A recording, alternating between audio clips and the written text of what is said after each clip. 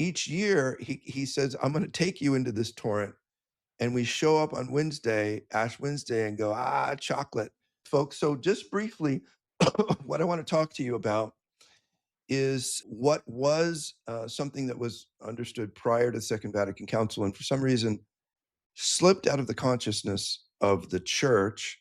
In English, we call it pre-Lent, but in the tradition, it's called Septuagesima-tide.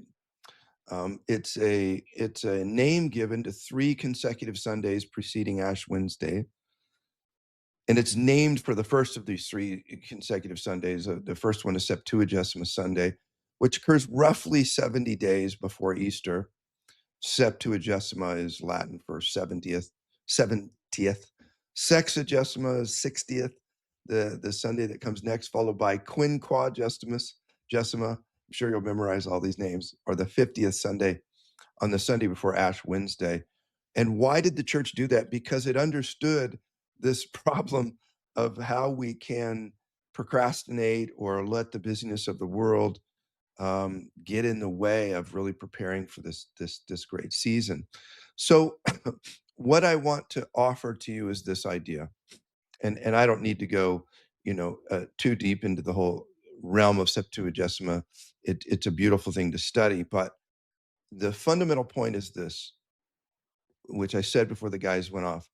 Don't end up on Ash Wednesday going, what are you going to give up? When the Lord is calling you into this realm of where you could receive a torrent of grace, and he wants to give you that grace, and he wants to make you a saint, and he wants you in heaven, and he gave his life for you to be free, his life for you to be joyous, his life for you to know him and to live his life. So, but when we each year he says, I'm going to take you into this torrent, and we show up on Wednesday, Ash Wednesday, and go, chocolate, soda. Honestly, maybe you do need to give up chocolate or soda, but I just don't think that's a very good way of taking seriously what the Lord's trying to give us. So, one of the principles we teach in our community of Apostoli VA is that you do two realms of focus as you head into Lent. One is, and you have these, Septuagesima Sunday this year falls on February 1st.